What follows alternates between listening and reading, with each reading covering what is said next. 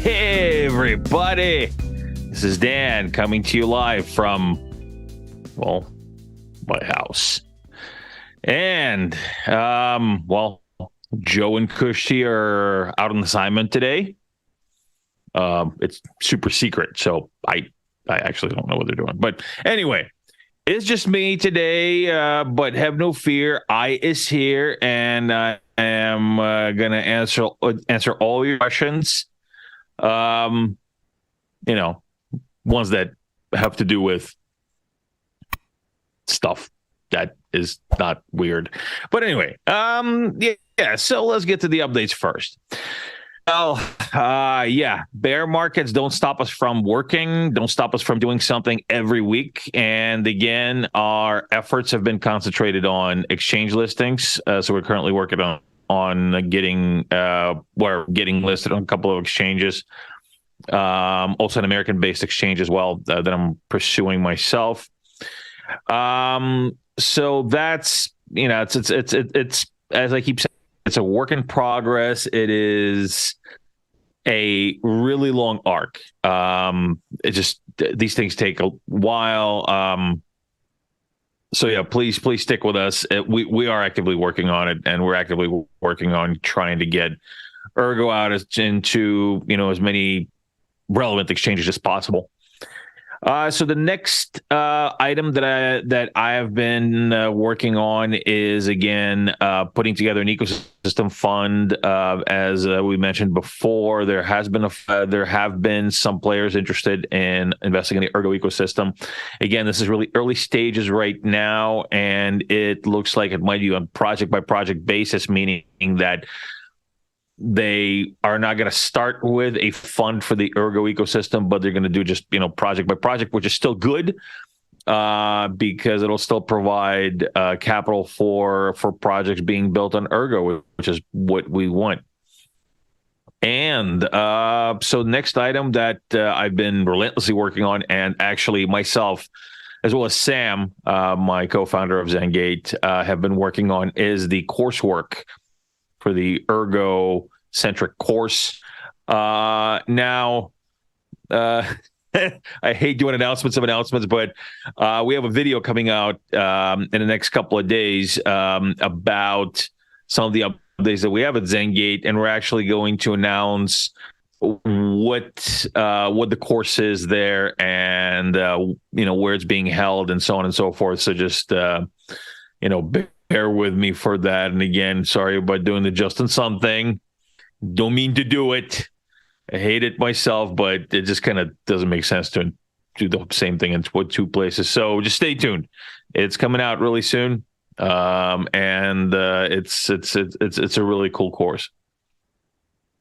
And so last but not least is also that I wanted to announce to the community is that something that also has to do with Zenge, that is, we are going to be, basically looking to sort of have our own mini ErgoHack in a way. So what we're going to be doing is offering bounties to teams out there, or developers out there looking to build out various modules for us for the launch of the Palmyra MVP. And so we're trying to kind of gauge interest in this right now. And so if you'd like to kind of ask more questions about this and stay up to date on the, what's going on with this, you can follow to our Discord, or you can actually reach out to me on the Ergo Telegram or Ergo Discord. I am and on all of those. So wherever you are in the community, feel free to reach out to me if you are interested in building out these modules. So some of them actually have to do with traceability and digital identity. Another set will have to do with payment systems and utilizing payments on the platform. There's also going to be modules that have to do with buy, sell, trade, and trace on the platform. So all of these we will be looking to get to work with the community to build out, and again, we'll be offering bounty for that. So it's going to be kind of like a mini ErgoHack, where we will let you know which modules we're going to be looking to get built out. And so, of course, we had a new episode of Polls come out. Really, really cool to have Marty back, and I think it was a great episode. So, yeah, please check it out. All right, so let's see what is going on here with questions. All right. Well, let's see. Well, hash it out with CW, and CW is, of course, it's Cecil W1Bet, and that's I know that's his name. He says his name is like Warwick or Warwick, but I still think it's Cecil. Sounds more Australian to me. But anyway, when Zenge merch? Well, this is actually it's a piece of merch that we made for the CNFT-Con. We gave them all out at CNFT-Con. This is the last one. But soon more. So yeah, well, as soon as we do have some, I will make them available. Well, we'll make them available to the community. So here, this is a good question from Augustus Kent right here. Does Ergo being integrated into an exchange make it easier to get into a next exchange? And how about an Ergo-based tokens? So so the I guess the quick and kind of to the point response to this is yes. But the devil's in the details. So when we were integrating with Huobi, I actually had to write some custom modules to aid integration into the exchange that were missing or that were not available at that point. So basically, we had to write tooling for the exchange to be able to onboard Ergo easier, because Ergo is a tier 1 blockchain or a layer 1 blockchain, and layer 1 blockchains are always harder for exchanges to integrate. It takes a lot longer and is actually harder to get listed. Much harder than ERC20 tokens or any kind of tokens that are already been that already are on other blockchains, like like BRC20 tokens, ERC20 tokens, all these things, because Binance is already integrated, Ethereum is already integrated, so these tokens are easier to integrate. But if you got layer one, you got a L1 blockchain, it always takes a bit more time.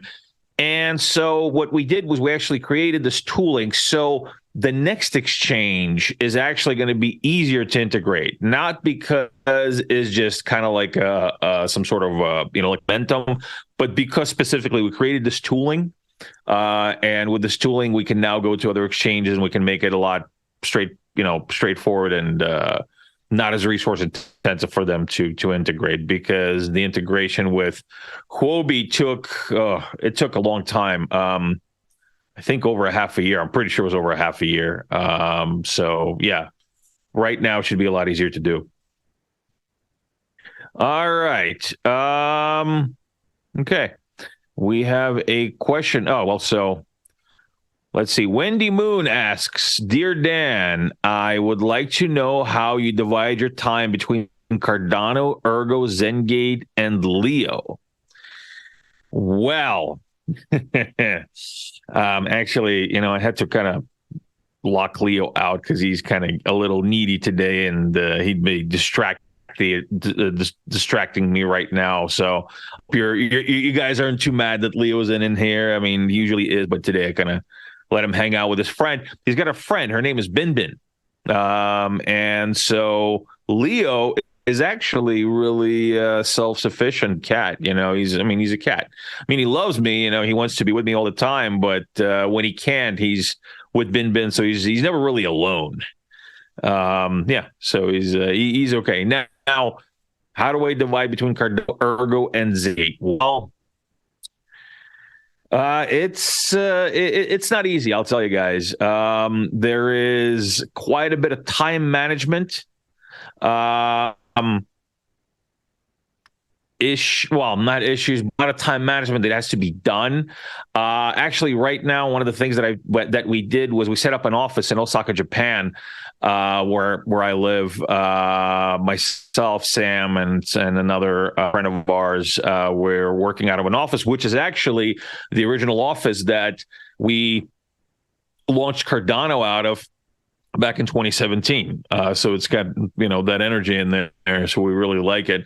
But that was because it just helped discipline myself as well as the rest of the guys to be kind of more, on point with the way we manage time. And so I just have to keep doing, they do Zenge in the evening. I do Cardano and IOG work, and I actually work into the early hours of the morning, usually in 1, 2 a.m.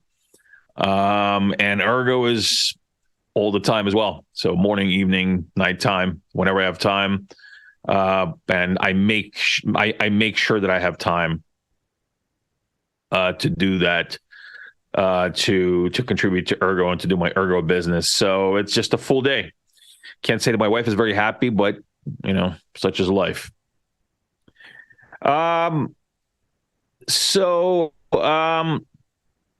Here is a good question from CW. So what are your thoughts on Silvergate and similar entities, banks, etc., being in trouble?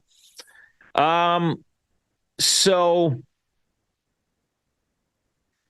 I think that a lot of this is basically, my thoughts are that it is the bank basically mismanaging themselves.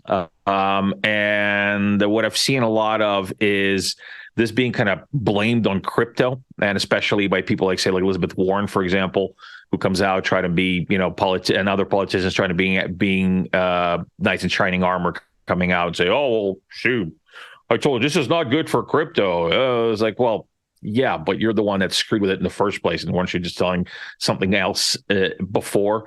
I just think that this is,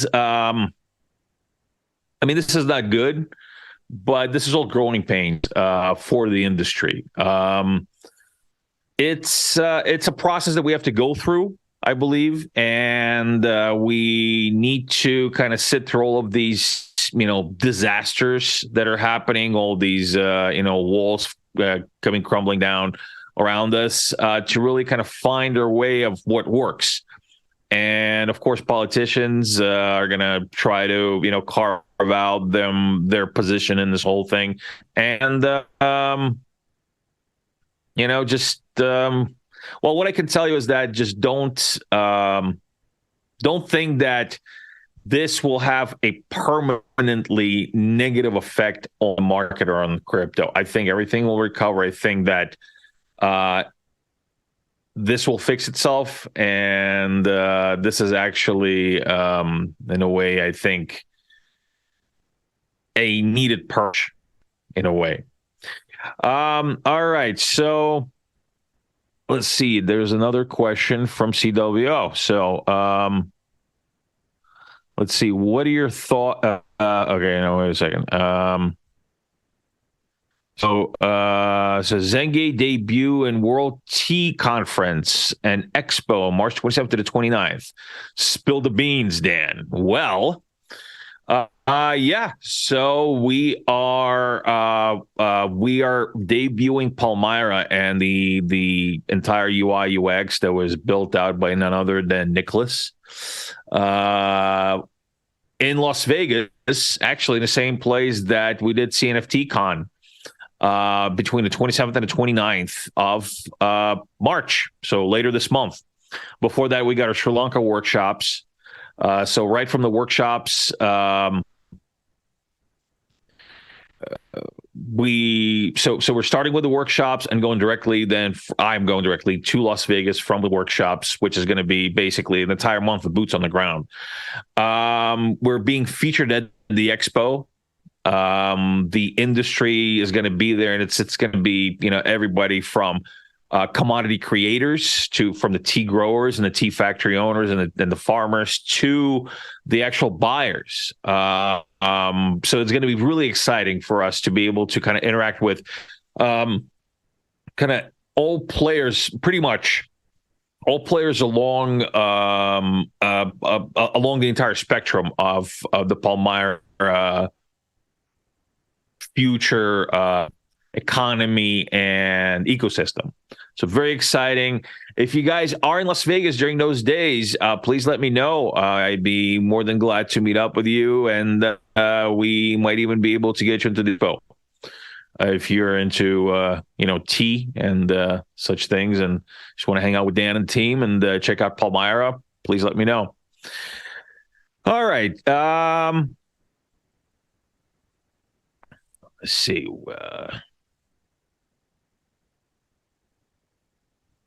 Let's see. So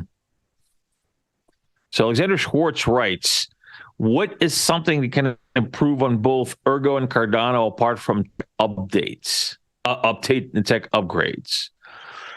Well, that is a bit subjective, I would say, because I think, there's some things that can definitely, a lot of people agree upon, but I think, and some people don't agree with me for some reason, but I think what we can improve on is the way we handle community discourse on both Cardano and Ergo. Now, Ergo doesn't have as much of this, although we don't have as much of this because we're just smaller than Cardano.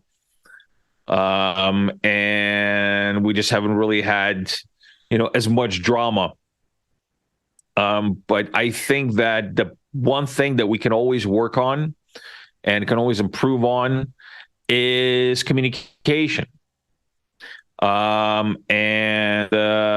just think that I see a lot of, people, there's sensitive subjects out there.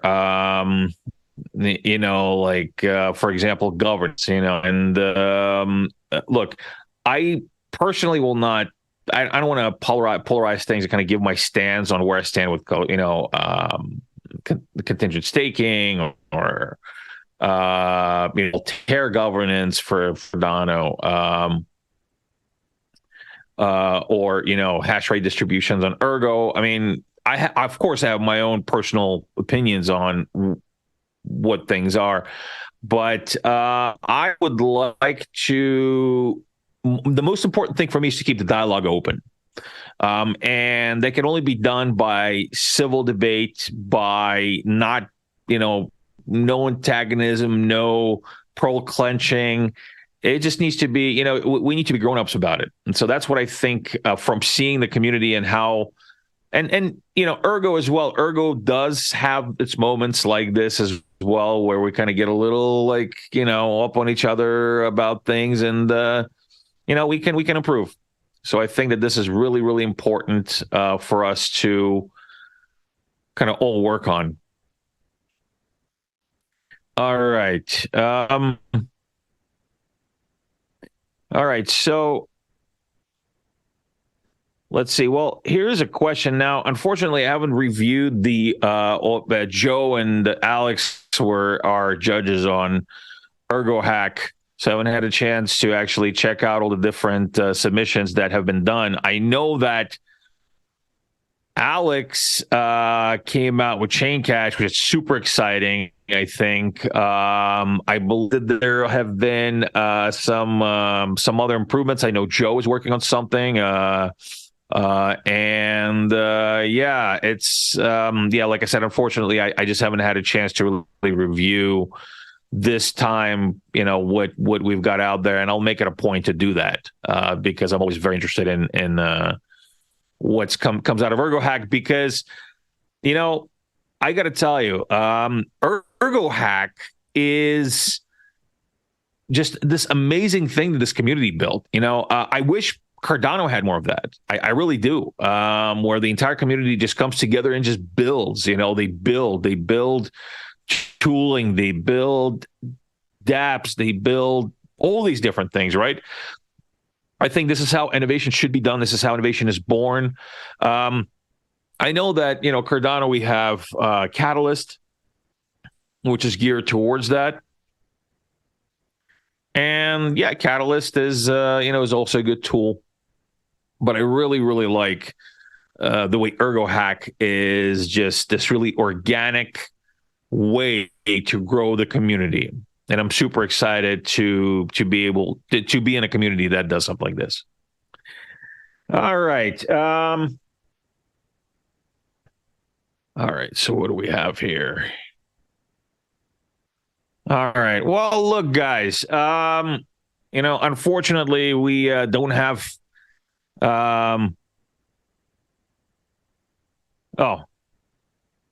okay. Well, here's a couple of questions that just popped up. As I was about to say, well, guys, this is Dan signing off. Well, here you go. So the Ergo Sigmanauts ask, Dan, when will you release your first Ergo DApp? That will actually be at some point in Q2 of this month. That's where we're aiming for. And that will be, there will be various components of Palmyra. They're going to be basically an Ergo DApp in a way, because it's going to be utilizing the Ergo ecosystem, is going to be utilizing various components of the Ergo ecosystem. Now, I don't know if you want to call it, a DApp platform. I mean, I guess a platform is a DApp. It could be a DApp. But yeah, that's the one that we're working on. And so what we're looking to do is, so first of all, I would really like to do DIDs on Ergo, and to run DIDs on Ergo. So that's going to be one functionality we're going to be releasing on Ergo. The other one will be the NFT faucet, and just the minting mechanism for the buy, sell, trade part of Palmyra. So that is going to be also, I guess, functionality and part of the Palmyra DApp, or the Palmyra Ergo DApp. So that should also be really exciting. So yeah, I mean, I know it's kind of a weird answer, because it's like, well, by this time I'm going to have this DApp, because Palmyra is kind of a complicated product. And so it's not going to all run on Ergo. It's going to be Ergo-centric, but there might be some parts that run on Cardano. There might be some parts that I run on a roll-up. We're thinking about making a roll-up actually on Ergo and potentially on Cardano to be able to handle a throughput. Yeah, it's coming. It's coming, definitely. Yeah, and as Joe Halton has pointed out, Ergo has some great stuff coming. Sigma Phi, duck pools, Rosenbridge, and I'm really excited about Rosenbridge, because again, I want to use it. And I want to be able to use Rosenbridge again, because I want to do we want to do interoperability with Cardano. So Rosenbridge would be amazing for interoperability with Cardano and what we're doing, and to bringing assets across both chains. And I just think it's going to be beautiful. Night Owl is fantastic. Also can't wait to see that, and to be able to really kind of make use of it.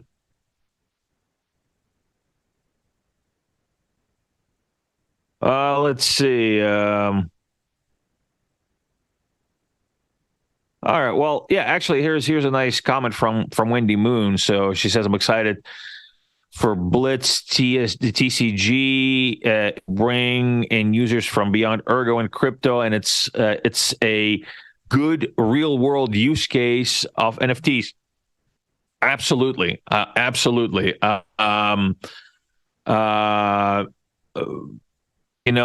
Blitz is just, I love the art. I love I love how he does, how he's doing the whole thing. And had we had, we did an episode of Ergo Pulse with Blitz, and I'm just delighted. I mean, Mick, he's a great guy, and I'm really into the project, really into what he's doing. And I really do think that this is a really cool way to bring people in, because you're not really, I really think that we put technology first way too much.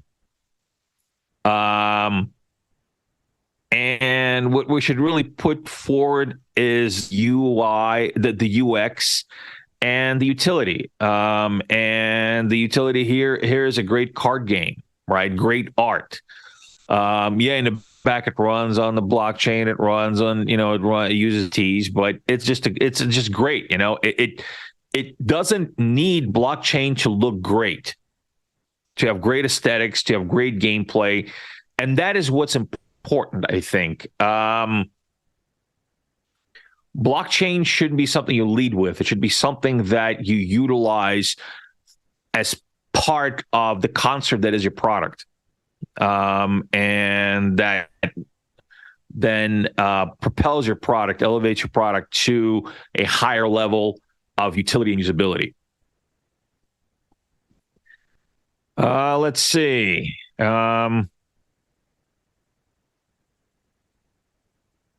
Well, again, let's see. So Wendy again asks, thanks for some of these nice questions, Wendy. Do you think ultimately Zenge and Paul Meyer will be the biggest driver of adoption for Ergo, and will this be the start of other enterprises following suit? Yes, I do. I mean, we're,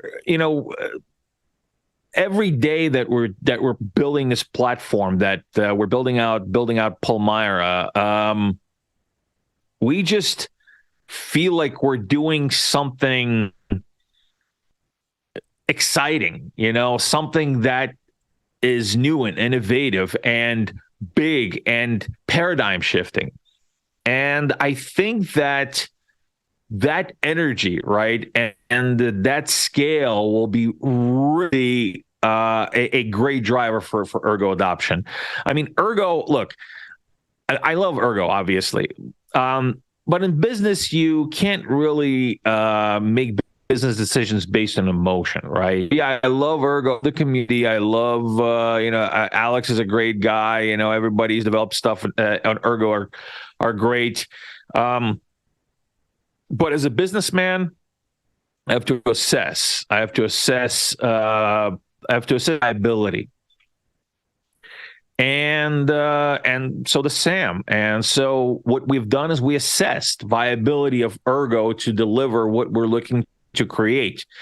And we have concluded that Ergo is the platform that can deliver and accommodate the functionality that we're looking to build out. The functionalities that we're going to be building on Ergo are most optimal when built Ergo. And so, yeah, it will be. We're shooting for that. We're shooting for being the biggest driver of adoption for Ergo. And really, the reason why I started Zenge is I kind of wanted to lead by example, because I kept talking about, start a business, guys, mass adoption, guys. You need to have commercially viable use cases, guys. And I don't want to be all talk. And plus, I see how great this ecosystem is. I see how great Ergo is. And so I just thought to myself, well, you know what? I want to put my money where my mouth is and just do something. And so that's what this was. And I'm really hoping, and I really think that once people see how successful you can be utilizing Ergo, if you just have a viable business model, if you're just really don't neglect other parts of your business, right? Because I think that also a lot of times what happens with projects that build on blockchains, not just on Ergo, but on blockchains in general, they get too focused on the tech. They get too focused on that it's blockchain and forget to fill out other parts of the business. And so that's also what I wanted to do, is I wanted to show how I utilize this and how we at Zenge utilize Ergo to build out these different products suited for the real world. Yeah, I mean, I'm sure that other businesses, other business people on this platform will see how it's done. They'll see the success that Paul Meyer will be, and I'm sure they'll follow suit. All right.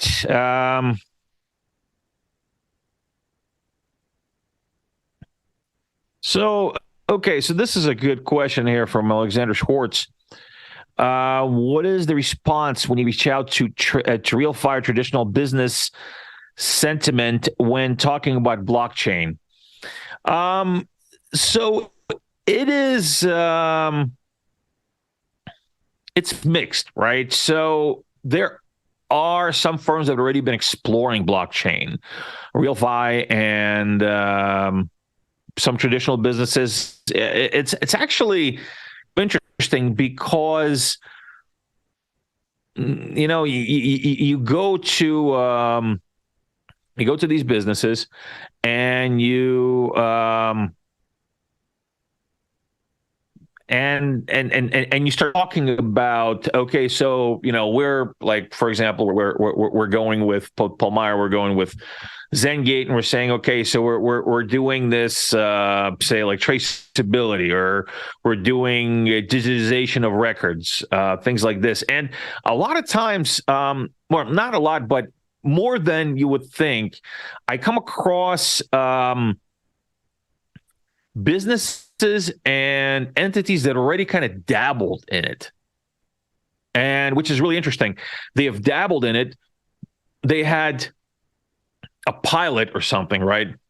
And they just never really executed, right? So they never really pulled the trigger to do it, to put it into production. And a lot of times I think that was because, I mean, not just, sometimes it's politics, sometimes it's lack of viability, but sometimes it's just, the larger business case not being built out well enough. It's just they take a small component, right, and they'll blockchain that component. But without it, beyond that, they just don't create an ecosystem that can support that particular technology. And so that technology gets isolated, siloed, and eventually just kind of becomes like a novelty. And so, yeah, I mean, that's in general what the kind of response I've seen. So it's not, it's also, there's something really interesting that I ran into, is that businesses sometimes, I mean, and I'm sure some of you know this, don't like to hear the word crypto, and sometimes don't even like to hear the word blockchain. And so, but if you start talking about the technology itself, they like the technology. And if you don't call it blockchain and you call it something like DLT, like, oh, yeah, DLT. Okay, yeah, that's great. Decentralized ledger technology. Oh, yeah, that's good. It's like, yeah, but it's the same thing. But blockchain just, they don't, it kind of triggers some people. But it's just funny because just the word blockchain triggers people, not the application, not the actual technology, but the word. So you have to really be able to kind of, do that business development and relationship building to make people comfortable utilizing this technology. Let's see.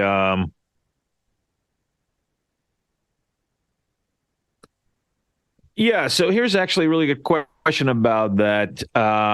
Moritz, I hope I'm saying your name right. Are there any legal or practical implications to consider when tying a physical asset to an NFT? Yes. And the main, or one of the mains, well, the main, I guess, point that you really need to be able to kind of enforce is ownership, right? So you tie an asset to an NFT. So what does the NFT really represent? Does it represent the actual asset and the value locked within that asset? And if so, is it enforceable? And so, like for example, does an NFT represent? Is it kind of permanently tied to the physical world asset, or can it just be separated and not really be worth anything in reality, just because people don't conform to the system? This is actually something that has been an issue in tokenizing real estate. And that real estate deeds, even though you can tokenize the deed, you cannot really enforce the tokenized deed, because legally it is not a contract. So that is what you really need to consider is jurisdictional nuances, right? Sometimes you have to talk to the regulators and have them relate and legislate, saying that this particular NFT or this particular token is the official digital representation of the asset, and therefore serves as an enforceable entity for the asset. So yeah, it's not a black and white type of thing. It depends on jurisdiction. It depends on the asset itself. It just the devil's in the details there. All right. Well, here's another really good question. Lexi Moon One asks, what's the benefit for a business like Zenge to build on a decentralized platform with the known trade-offs instead of a more centralized chains? So the trade-offs or the benefits are, well, first of all, decentralization, right? So with a chain like Ergo, you already have your known security assumptions. You already have your understanding of network bandwidth and throughput ability or capabilities. You also have the transparency, right? And the immutability of chain is also a very attractive element for some businesses. Some it's not, actually. Some don't want people to see what goes on with the transaction. They don't want to have transparency. But a lot of times, especially in things like real world assets, like commodities, especially when you're doing a end-to-end value chain, like say, for example, what we're doing with tea. And so you want to kind of show where the tea comes from. You want to be able to be able to have, like, say, crop reports. You want to be able to have stock reports. You want to be able to then attach certifications. You want to be able to trace the various different stages of the commodity. All these things are actually have a lot of value for various different entities. And just the fact that you can trustlessly verify these things, it cuts a lot of overhead. And so this is what is really important. And this is how you kind of sell these things. You say that it's a trustless environment. You don't have to trust the other party. You trust the code, right? That's the only thing you trust is the code is everything. And you don't have to worry about people screwing around with you, and you can get a clear answer. You can know that, say, the crop report that comes in is in fact authentic, right? It's not some BS that somebody put into the system. It's authentic. It's been verified. if you're the end consumer of, say, Sri Lankan Ceylon tea from from one of the tea plantations. You know where this has been. You know what is in your cup, and this is important to customers these days more and more and more. And so this is actually a selling point, a marketing point for the business. So the business gets to generate more revenue because they have added provable transparency in their process. Let's see. All right. So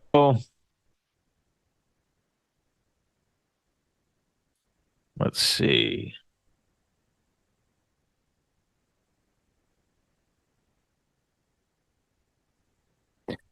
Right. So thoughts on banks buying blockchains like Goldman Sachs and Aptos and for centralized blockchain solutions, and what does that mean for decentralized blockchains like Ergo? Well, I think that it's always been a a thing. It's as far as long as I remember, and I've been in this industry actually for quite by blockchain terms, I've been in it. I'm an OG. I've been in it for almost 8 years now, and there's always been this thing where banks would say, "Oh, we want to have a private ledger, a private blockchain," and a lot of times it would actually be because they wanted to have inner kind of immutability, right? So within their own ecosystem, they wanted to have immutability, but not actually have it to be public immutability and public information.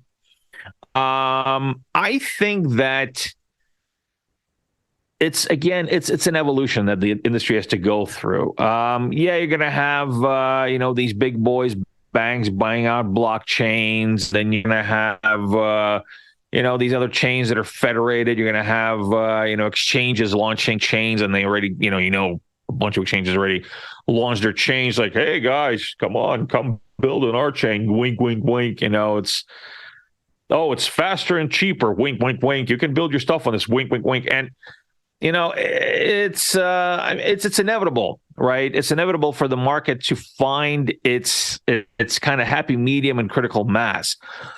And people are going to go for cheaper and faster. But in the end, the critical mass will be reached by, is cheaper and faster actually better, right? What happens when you scale up to national level? What happens when you scale up to international level? Would you want to be controlled by a federated network? Do you want to be controlled by a Goldman Sachs blockchain, right? Do you want to be at the mercy of that centralized entity? And I think that a lot of, people will understand that in the end, it's better for them not to be, ruled over. But it will take time. I think it'll take time. And we just really need to go through this as an industry. And you see this a lot. I mean, you see this with companies. Like, for example, just because they're buying it out doesn't mean it's going to be successful. I think it's just really the best man will win, or the best blockchain will win, or the best blockchain way will win the market, the sentiment. Like, I'll give you an example. So one of my first jobs was now what is called SEO, but back in like 1998 or whatever, it was still just, why isn't my website make my website generate more traffic? And so I was hired by the McGraw-Hill companies as a consultant to assess and create a report as to why their websites weren't seeing any traffic. And so what I came across is they had something like 14 websites, large websites, and this is, going back 25 years. So 25 years ago, it cost quite a bit of money to build out these websites, right? And they weren't generating any traffic. And so they had to bring in a kid like me. I was like 20 at that time, to tell them why this thing doesn't work. And I told them, well, that's because a lot of your shit is not well written, and it shouldn't actually be like this. It should be like this. And they were resistant to some things. They said, "Oh, no, we can't do that." It was like, well, if you don't do that, you're going to get the traffic. You can't control all of this. Like, you can't. Indexing doesn't work that way. And so I think essentially that is what would happen with a lot of these, blockchains being bought out. Yeah, I mean, Goldman Sachs will launch a blockchain and do whatever Goldman Sachs wants to do on that blockchain, but eventually it's there's only so much a centralized entity like that can do with their blockchain without people getting kind of weary, like, well, what if they fail? Nobody's too big to fail. None of these guys are too big to fail. And where's my where's my livelihood then? And again, we're still really early. You can't really make solid calls like this because we just need to go through this process. It needs to be tried. We need to fail. We need to succeed. We need to build our new path. We need to understand what works and what doesn't. The internet industry did that. I was in line back in 1994. Even before that, well, I was on the internet back in 1994. I was online back in the 80s. But yeah, today we're a lot more sure about what you can and what you shouldn't do with the internet, right? And so yeah, it's just a matter of growth. So let's see. So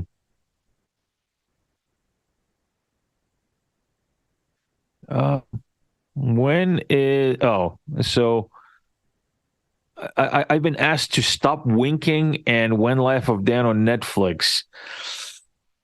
Well, yeah, right after they cancel what's his name, Harry and Meghan or whatever. Yeah, that's the only time that's the only way I will allow anything about me to be on Netflix. That and the Obama show. All right. Let's see. All right.